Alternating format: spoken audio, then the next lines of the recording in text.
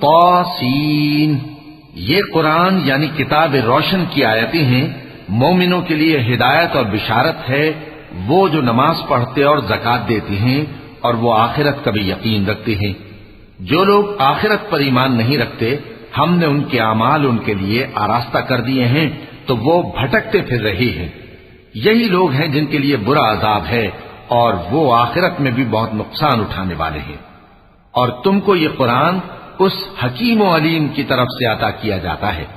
موسیٰ نے اپنے گھر والوں سے کہا کہ میں نے آگ دیکھی ہے، میں وہاں سے رستے کا پتہ لاتا ہوں یا کوئی شعلہ یعنی ایک انگارہ تمہارے پاس لاتا ہوں تاکہ تم آگ تاپو۔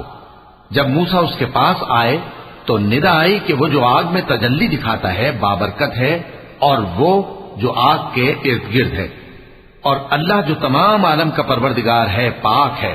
اے موسیٰ، میں اللہ ہوں، عزت والا، حکمت والا، اور اپنی لاٹھی ڈال دو۔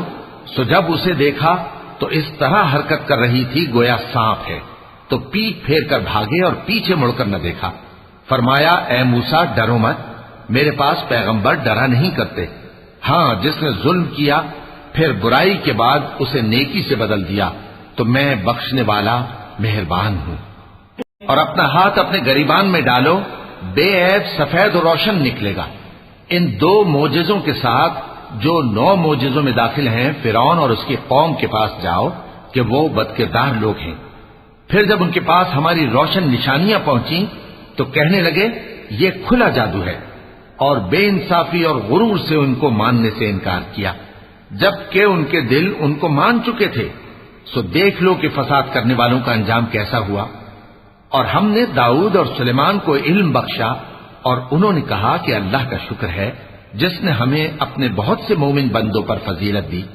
اور سلیمان داؤد کے قائم مقام ہوئے اور کہنے لگے کہ لوگوں، ہمیں اللہ کی طرف سے پرندوں کی بولی سکھائی گئی ہے اور ہر چیز عنایت فرمائی گئی ہے، بے شک یہ اس کا خاص فضل ہے۔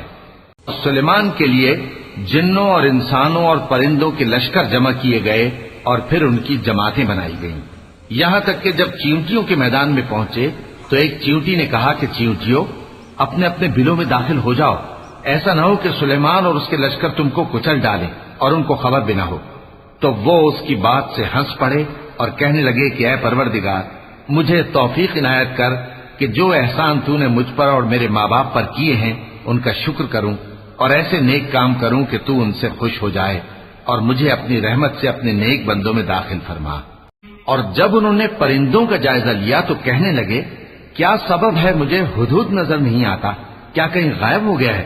میں اسے سخت سزا دوں گا یا ذبح کر ڈالوں گا یا میرے سامنے اپنی بے قصوری کی واضح دلیل پیش کرے۔ ابھی تھوڑی دیر ہوئی تھی کہ ہدہد آ موجود ہوا اور کہنے لگا کہ مجھے ایک ایسی چیز معلوم ہوئی ہے جس کی آپ کو خبر نہیں، اور میں آپ کے پاس ملک سبا سے ایک یقینی خبر لے کر آیا ہوں۔ میں نے ایک عورت دیکھی کہ ان لوگوں پر حکومت کرتی ہے اور ہر چیز اسے میسر ہے، اور اس کا ایک شاندار تخت ہے۔